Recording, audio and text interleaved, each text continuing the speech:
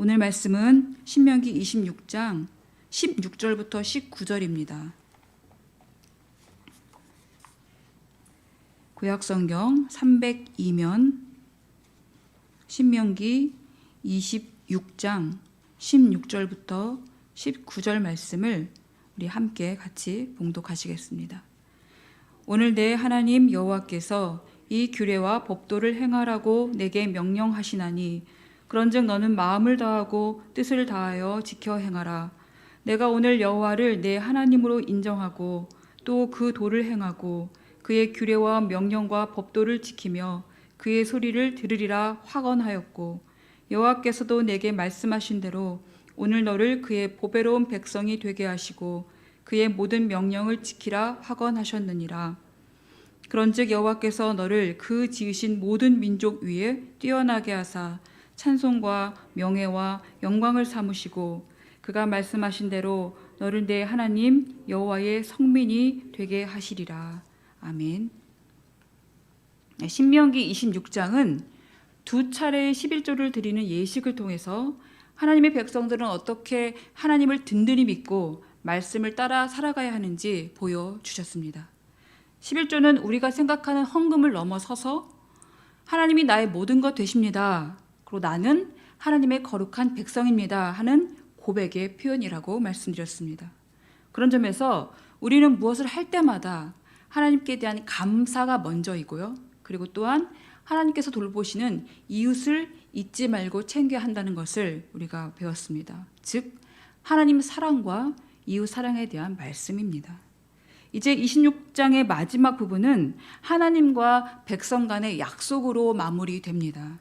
이 약속에는 신명기 법전에 기록된 계명과 법도와 규례들을 반드시 지키기 위한 이 서로의 책임이 나타나 있습니다. 16절과 17절은 백성들의 책임을 말씀하고 있고요. 18절과 19절은 하나님의 책임을 말씀하십니다. 그렇다면 백성들에게는 어떤 책임을 말씀하시는가? 16절입니다. 오늘 내 하나님 여호와께서 이 규례와 법도를 행하라고 내게 명령하시나니 그런즉 너는 마음을 다하고 뜻 다하여 지켜 행하라. 그 17절 이어서 보시면 내가 오늘 여호와를 내 하나님으로 인정하고 또 그 도를 행하고 그의 규례와 명령과 법도를 지키며 그의 소리를 들으라. 여기서 두 가지 동사가 눈에 띕니다. 16절에 지켜 행하라와 17절에서 그의 소리를 들으라. 이것이 바로 백성들이 행해야 할 의무입니다. 실천적인 사항이죠. 하나님의 명령을 듣고 그것을 지켜 행하라 계속 하셨던 말씀인데 그 말씀을 한마디로 일축한 것이 바로 오늘 이 말씀입니다. 그런데 16절과 17절을 잘 보시면 그 시점을 오늘이라고 기록하고 있습니다. 신명기에서 오늘로 명령하신다는 것은 우리에게도 오늘이라는 말입니다. 그것은 하나님의 법은 예나 지금이나 앞으로나 바로 모두에게 적용되는 말씀이기 때문입니다. 우리 신명기 17장 보시면 이스라엘 왕의 책무에 대한 말씀이 나옵니다. 이 율법서의 등사본을 레위 사람 제사장 앞에서 책에 기록하여 평생에 자기 옆에 두고 읽어 그의 하나님 여호와 경외하기를 배우며 이 율법의 모든 말과 이 규례를 지켜 행해야 하는 그것이 바로 왕의 의무였습니다. 그것으로 보아서 왕이든 백성이든 이 율법의 말씀은 모두가 평생 지켜야 할 법이라는 것입니다. 이 신명기 말씀은 모세 오경 중에서도 마지막 책이면서 또 신명기부터 에스더까지 역사서라고 하는데 그 역사서의 서론이기도 합니다. 그만큼 중요하죠. 역사서 전체에 흐르고 있는 사관도 바로 이 신명기 법을 따르고 있는 것만 봐도 그렇고요. 또 예수님께서도 이 신명기 법을 계속 적용하시면서 새로운 법의 기초를 삼아 만드신 것만 봐도 이 신명기법의 중요성이 얼마나 있는지를 우리가 알 수가 있습니다. 그래서 이것은 믿는 자가 반드시 따라 살아가야 할 법이라는 말씀입니다. 자, 그런데 하나님은 그 법을 어떻게 지키라고 지금 명령하고 계십니까? 너는 마음을 다하고 뜻을 다하여 지켜 행하라 이렇게 말씀합니다. 자, 마음과 뜻은 우리의 전 인격을 말씀하고 있습니다. 특히 마음은 무엇입니까? 마음은 우리가 말씀을 들을 수 있는 밭입니다. 우리 마음밭이 어떠한가에 따라서 결실을 맺기도 하고 또 맺지 못하기도 합니다. 그런데 결실을 맺을 수 있는 밭은 오직 하나, 바로 옥토뿐입니다. 좋은 땅뿐이죠. 옥토만이 30배, 60배, 100배까지 결실을 맺을 수가 있습니다. 즉 그렇게 사는 삶을 살아갈 수 있게 된다는 것입니다. 그래서 옥토는 하나님을 온전히 믿는 그 믿음이 있는 마음, 그것을 말씀하고 있는 것이죠. 길가나 돌밭이나 가시떨기에서는 결실을 하나도 볼 수가 없습니다. 의심과 걱정과 염려, 그리고 재물의 유혹, 욕심 이런 것들은 하나님을 온전히 믿지 못하게 하는 것들이기 때문에 바로 온전히 믿는 그 믿음을 방해하는 것들입니다. 그래서 이러한 방해 요소들이 기승을 부리지 못하도록 어떻게 해야 할까요? 하나님을 계속 바라봐야 합니다. 햇빛을 바라보는 해바라기는 해를 바라보는 방향으로 꽃을 피우게 되어 있습니다. 마음이 하나님을 계속 향하면 하나님을 믿는 믿음이 커질 수밖에 없고요. 그리고 하나님의 말씀을 따라 살아가고 싶어지게 된다는 것입니다. 그러나 또 마음만 가지고 되지 않습니다. 우리가 마음은 하루에 12번도 더 먹어보지만 그것이 행함으로 가기까지는 그 거리가 너무 멀죠. 그래서 마음도 다하고 지금 뜻도 다하라고 이렇게 구분하여 말씀하고 있습니다. 즉 우리의 의지가 동원돼야 함을 말씀합니다. 의지는 그만큼 애를 쓰는 것입니다. 하나님께 가려고 의지를 일으켜서 방향을 바꾸려고 우리가 해야 됩니다. 그리고 방해 요소를 버리려고 의지로 애써야 하는 것입니다. 바람이 얼굴을 막 때려와도 옳은 방향이라면 계속 가야 하는 것이 바로 그것이 의지입니다. 그러면 하나님께서는 이제 손을 써주시면서 역풍을 만나도 순풍으로 바꾸어 주시고 자꾸만 하나님의 말씀을 듣고 살고 싶어지게 성도를 계속 그쪽으로 견인해 가시는 것입니다.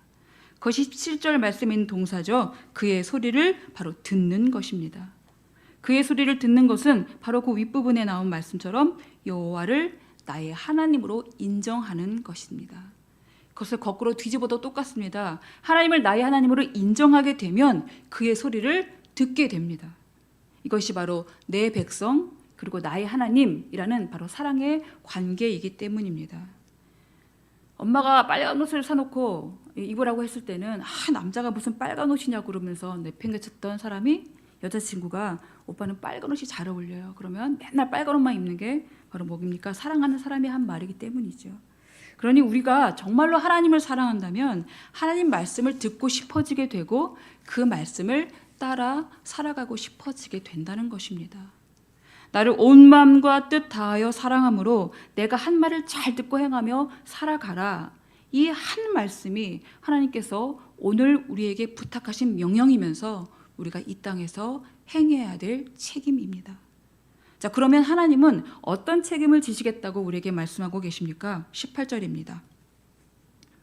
여호와께서도 내게 말씀하신 대로 오늘 너를 그의 보배로운 백성이 되게 하시고 그의 모든 명령을 지키라 확언하셨느니라. 이렇게 말씀을 따라 살아가는 백성을 내 보배로운 백성 삼아주시겠다고 말씀하십니다. 자, 보배로운 백성은 그럼 어떤 백성인가? 19절 말씀입니다.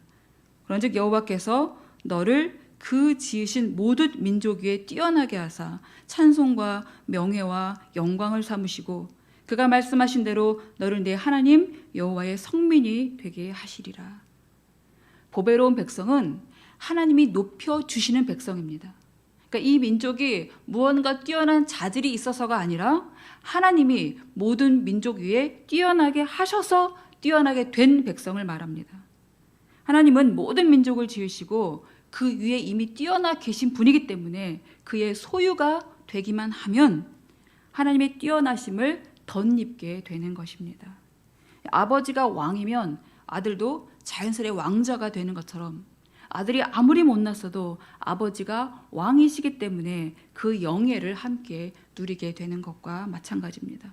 물론 아버지를 욕먹이는 아들이 있어서 도리어 아버지의 영예를 실추시키는 경우도 있겠지만 하나님이 내 것 삼으신 백성들은 다릅니다. 왜냐하면 하나님이 이 백성들을 하나님의 찬송과 영예와 영광으로 삼아주시기 때문에 하나님과 함께 그 영광을 반드시 누리게 되는 것입니다. 이 얼마나 큰 축복입니까?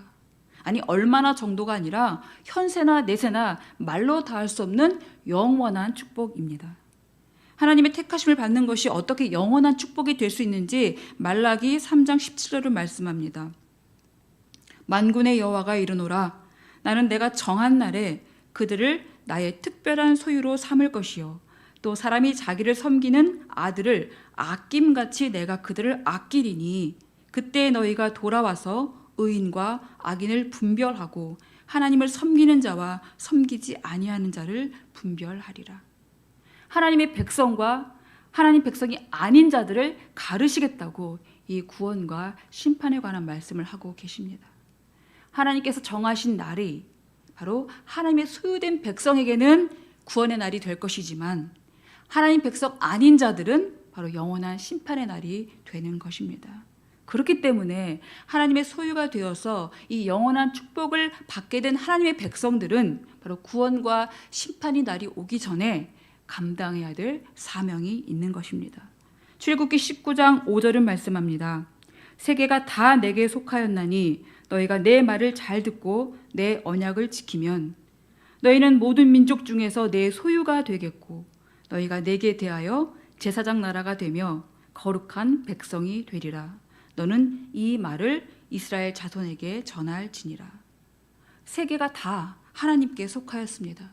그래서 하나님이 소유 삼으신 백성들은 이 땅에 제사장 나라, 거룩한 백성으로 살아가야 될 사명이 있습니다.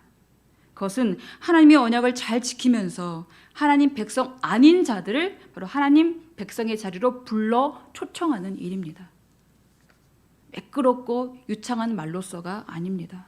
하나님 말씀 잘 듣고 그 언약을 지키면서 살아가는 삶을 통해서 참다운 삶이 어떤 것인지를 보여주는 것입니다.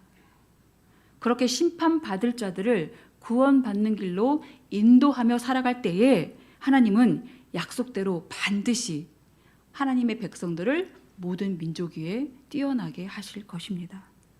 그 확언의 말씀이 18절과 19절에 거듭 반복되어 나타납니다. 18절에 있는 부분을 보시면 여호와께서 내게 말씀하신 대로, 또 19절 중반 정도에 보시면 그가 말씀하신 대로. 자, 그가 말씀하신 대로라는 것은 반드시 그렇게 행하시겠다라는 하나님의 강한 의지의 표현입니다. 하나님도 말씀을 지키시려고 이 하나님의 의지를 발동하시는 것이죠. 보면은 막 마음 상하고 보면은 안 지켜주고 싶으신데 하나님께서도 지키겠다고 약속하셨기 때문에 지켜주시는 것입니다. 반드시 말씀하신 대로 너를 너희 하나님 여호와의 성민이 되게 하시겠다, 이렇게 말씀해 주시는 것입니다. 요즘 하나님께서 이 보배로운 백성으로 삼아주신 사람들의 간증을 종종 보게 되는데요. 이 사울이 바울 되듯이 인도의 한 청년을 하나님이 변화시켜 주시는 간증을 보게 되었습니다. 인도는 인구의 80%가 힌두교입니다. 그리고 계급 문화를 가지고 있죠.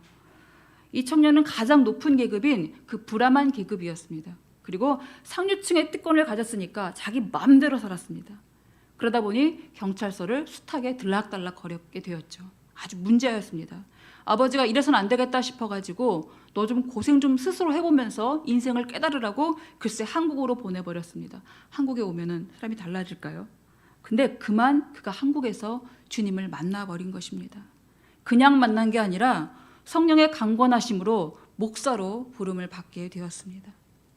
힌두교 선교사인 아버지가 그걸 절대 받아들일 리가 없죠. 힌두교에서는 이 기독교는 천민이나 믿는 그런 종교라고 여겨지기 때문입니다. 아버지가 네가 목사 되면 내가 죽겠다라고 말했지만 그럼에도 하나님께서 그를 내가 너를 택하여 인도를 살리려고 이렇게 하신다고 밀어붙이시니까 그는 그냥 두 손 들고 바로 인도의 선교사가 된 것입니다. 인도에서 숨을 거둘 때까지 예수 그리스도의 복음을 위해 살겠다고 사명을 고백하는 모습을 보게 되었습니다. 인도의 페류나가 바로 하나님의 소유가 된 것입니다. 그의 얼굴은 행복으로 빛났습니다.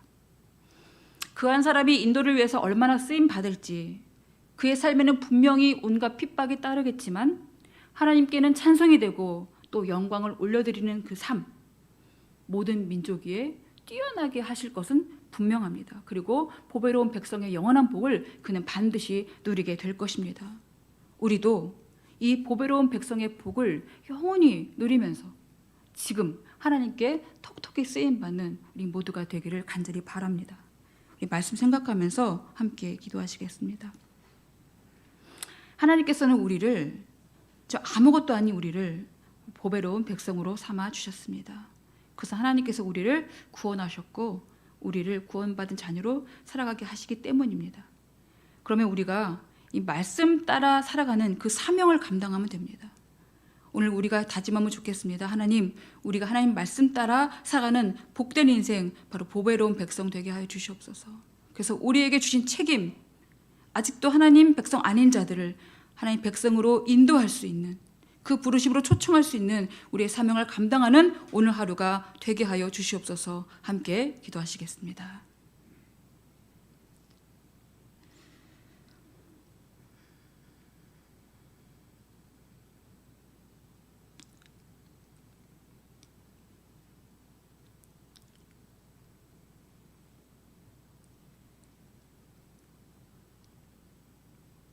하나님, 오늘 말씀을 통해서 하나님께서 우리를 보배로운 백성 삼아 주시겠다라고 말씀하신 그 음성을 우리가 듣게 됩니다. 감사합니다, 주님. 우리가 보배로운 백성으로 그 영예만 누릴 것이 아니라 주님께서 우리에게 말씀하신 그 우리의 사명을 감당하며 살아갈 수 있는 우리 모두가 되게 하여 주시옵소서. 아직도 하나님 백성이 아닌 자들이 너무나 많습니다. 또한 하나님 백성이라고 부름받았지만 그러나 사명을 감당하지 못하는 이들도 많습니다. 주님, 우리가 어떤 직분을 가졌든지 간에 사람이 지어놓은 직분에 우리 한계성을 긋지 말고 하나님께서 부르신 그 부르심에 합당한 사명을 감당할 수 있는 우리 모두가 되게 하셔서 오늘도 하나님 아버지 우리의 삶 속에서 하나님의 뜻이 담겨있게 도와주옵시고 하나님께서 우리를 바라보시면서 그래 참 보배로운 백성의 삶을 잘 살아가고 있구나 인정해 주실 수 있는 그런 삶을 살아갈 수 있도록 인도하여 주시옵소서. 그래서 우리의 삶이 하나님께 영광이 되고 찬송이 되고 그리고 하나님의 이름을 높여드릴 수 있는 그러한 삶을 살아가는 인생 되게 인도하여 주시옵소서. 감사드리며 예수님의 이름으로 기도드립니다. 아멘. 다 함께 주기도문 하시겠습니다. 하늘에 계신 우리 아버지, 아버지의 이름을 거룩하게 하시고 아버지 나라가 오게 하시며 아버지의 뜻이 하늘에서와 같이 땅에서도 이루어지게 하소서. 오늘 우리에게 일용할 양식을 주시고 우리가 우리에게 잘못한 사람을 용서하여 준 것 같이 우리 죄를 용서하여 주시고 우리를 시험에 빠지지 않게 하시고 악에서 구하소서. 나라와 권능과 영광이 영원히 아버지의 것입니다.